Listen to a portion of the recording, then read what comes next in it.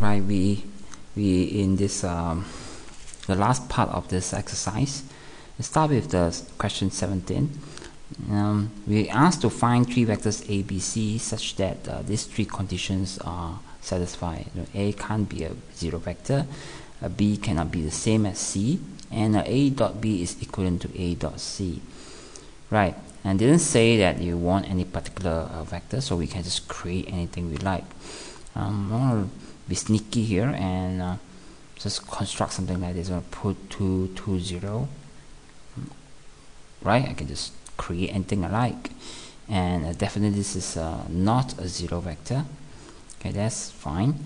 So I'm going to create so just simply write down B as say 0, 1, 0.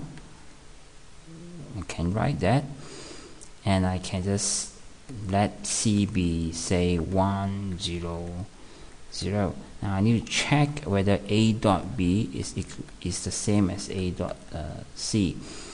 So A dot B is 0 plus 2 plus 0, that is 2.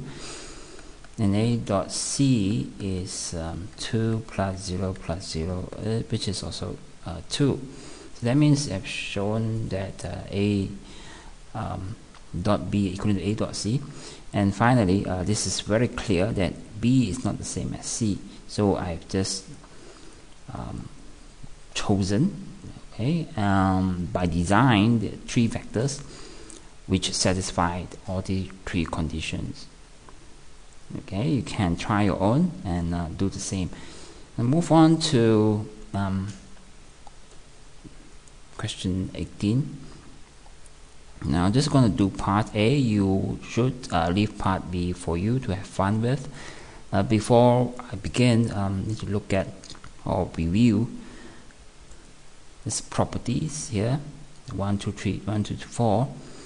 And I think we probably need to use maybe 2 or 3 out of this 4 to help us to prove part A. So I'm going to start from the left hand side for A, and A plus B square. Now you see, now x square is equal to x dot A, x, right? Now if I let x be A plus B, wouldn't we have, like, here we have A plus B, you see A plus B here and A plus B here. And so now we see this now, and I'm going to write this down, A minus B square. Okay, so this A plus B, the modulus of A plus B square, is then it can be expressed as A plus B. Now imagine the A plus B, the whole thing is like an X, right? So you can express it as X dot X. But now it's actually A plus B, so it means it's A plus B dot A plus B. And the same can be said for A minus B, so it's A minus B dot A minus B. Second term gives you this. So now ready to expand this. I'm going to use the last property here, but I don't have C plus D, but I have A plus B, but they are just the same. So just the same, A dot A plus A dot B. Be careful that all these are actually vector. We put this, and then this B dot A, and then B dot B. So I completed the expansion of the first term, and the second term, this one here, I'll get A dot A again, and then plus A dot minus B. Okay, and then I'll have minus B dot A, and then I'll have positive, of course, B dot B.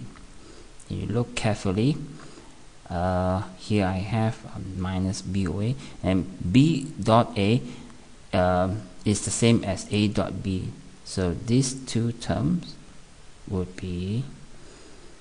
cancel out with these two, A dot B, B dot A. Okay, so they will cancel out each other, and you left it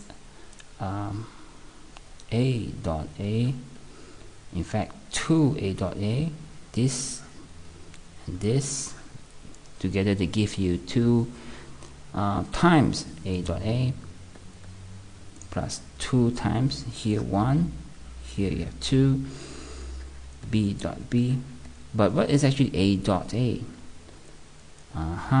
See, look at this. Or well, we can also look at here. So a dot a is just the magnitude of a being squared, and b dot b is just magnitude of b being squared, and you have shown it. Right, it's quite straightforward, as long as you be careful with the expansion and so on. You can work on the part B. It should be quite fun. Let me move on to one more questions before we stop this video.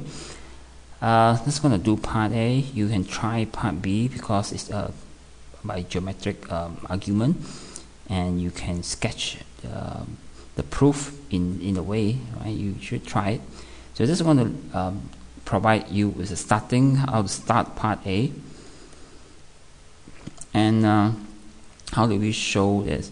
And this is actually something like a formula, right? We like to call them like a small result or theorem and what have you. And so this is like a premise, right? And this is a statement. You need to show the statement is true. And this is like a premise given to you. You start with this and then conclude that this is true. So we always start with this in one way or another. So I'm going to start with this. This is given. They say this is true. Now if this is true, then we should be able to show that A is perpendicular to B. Is that clear? So because they say if this statement is true, or rather this premise is true, then A is perpendicular to B. That is your conclusion. And so what can we do? Alright, we're trying to square them. Right? Square them, square both sides. Something good might come out of it. And once I square both sides, I will have a plus b dot a plus b. This is a definition. Remember, there's this definitions. There's kind of like a property, or you can call it a formula. Right. So I'm just using this to write this, and the right hand side will be the same. A minus b dot a minus b.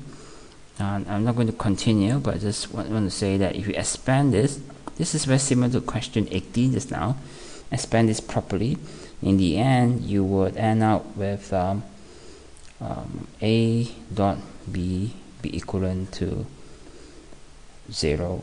And of course, we start with the premise that a, b, both are not a 0 vector. And that's why, so when they're not 0 vectors, it means you can actually sketch them like this. It's not a point, it's actually a vector with magnitude. You have A and B here, and the angle theta. But the dot product is 0. We know that when the dot product of two vectors is 0, it means that they must be perpendicular, which means that the theta must be pi over 2. So you can then conclude A is perpendicular to the vector B. So you do this hard work here. I already started actually show you how to start this. And yeah, all the best, and have fun.